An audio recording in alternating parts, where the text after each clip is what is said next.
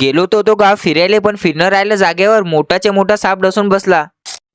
मग पब्लिक बोला गोगल हे बा कुल्याची model hashtag dance blogger. Public लवकरच आपल्या भावाचं रॅप सॉन्ग येणार आहे, मग राडा तर होणारच ना. म्हणून रॅप शूटची लोकेशन पाहायला आम्ही चाललो गाव फिरायला. तेवढ्यातच ताबडतोड पाऊस झाला ना सुरू. पाऊस एवढा मोकार की कोणी आम्हाला काठी फेकून मारे असं वाटे. सगळी दलिंद्री आमच्याच मागे लागली बा. पाऊस एवढा जोरात की आम्ही थांबलो पुलाखाली. त्यात आम्हाला पाऊसही सुचू नाही देत जा बा. धडाधड गाड्या पाणी उडत. माहित पूर्ण टी शर्ट ओली झाली. मग जरासा पाऊस थांबलं की निघालो अन आला बा खुदकन पाऊस डबल थांबलो. मग जरासा पाऊस थांबलं की निघालो अन आला बा खुदकन पाऊस डबल थांबलो. पाऊस आम्हाला चकवे का आम्ही पावसाला चकवू काहीच समजे नाही. पण खरी मजा पावसाचा आनंद घेत घेत फिरायची आहे भाऊ. अतितबा नदी नाल्याले पूर लागले. फायनली पोहोचलो ना कापशी. तर ती पाणीचा आनंद घेत घेत पाणीपुरी आणली अन घ्या पोट्यो कापशीचे पेढे खाऊन. थोड्या समोरच राजंदाले पोहोचलो. वातावरण एकदम टॉप. ज्या लोकेशन साठी आलतो ते लोकेशन आमच्या नजरेसमोर. आज समजलं भाऊ रॅपर लोकांचं लय काम भारी असते. पहिले सॉन्ग लिहून नंतर त्या वाईबनुसार लोकेशन पाहणं सगळ्यात कठीण काम आहे रॅपर लोकांचं. पण सपोर्ट करणं तुमचं काम आहे. आम्ही थंडीत अकडलो होतो म्हणून गरमागरम चहा आणला. आपले सूरजदा म्हणजे रॅपर सांगत होते त्यांच्या मामाले रॅप सॉन्गची कहाणी कसा शूट राहणार वगैरे वगैरे. लवकरच तुम्हाला रॅपची शूटिंग आपल्या ब्लॉग मध्ये पाहायला भेटेन, तर फॉलो करून नक्कीच घ्या. या गावातच मोठा तलाव आहे, तेच पाहायला आम्ही गेलो. आम्हाला सांगितलं तर टोंग्या लोक पाणी आहे, पण तिथं मोठाच्या मोठा पूर लागला. गेलो मग निघालो आम्ही गावात मेकअप वाली पाहायले. कुठं गावात गेलो की मान खाली ठेवूनच जा लागते, नाही तर फुलाच्या बगीच्यात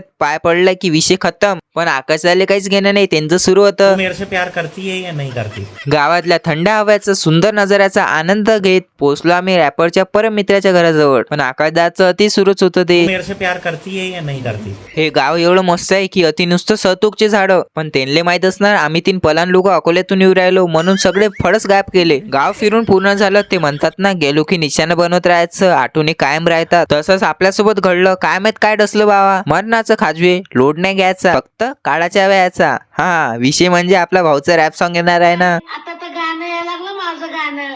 काय नाही बोललं गेल बॅग पडून.